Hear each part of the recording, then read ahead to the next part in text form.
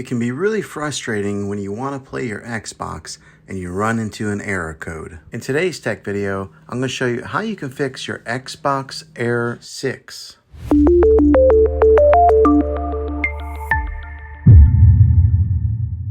I'm going to show you a few different things to try to help you get your Xbox back up and running again. The first method is the easiest one to try, and that's to do a soft reset. This is where you turn off your Xbox and you turn it back on. The second method is what we call a hard reset. You turn off your Xbox, then you unplug the Xbox from the wall outlet and you wait 60 seconds. Now don't be impatient here, wait the whole 60 seconds and then plug it back in. If your Xbox is working, great. If not, let's move on to the next method. Find your router or your modem that is giving you Wi-Fi and unplug that for 60 seconds. Then plug it back in. You might have to wait a few minutes for it to connect and get back online, but when it does, check your Xbox then. If that doesn't work, then let's move on to the last method. We are going to do a factory reset of your Xbox, which means that you'll have to log back in with all of your credentials, but it will be an important troubleshooting method. First, press the Xbox button X on your controller to open the guide. Then select Profile and System, then go to Settings, then go to System, then Console Info. You're going to select Reset Console. Now on the Reset Your Console screen, you'll see three different options. One will say Reset and Remove Everything. The second will say Reset and Keep My Games and Apps. And the third is Cancel. I would suggest doing the Reset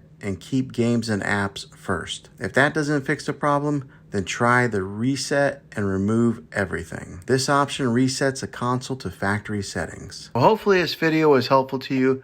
If it was, click a thumbs up on this. Go ahead and subscribe to my channel. I make tech videos all the time, and I would love to have you back in the next one. Take care.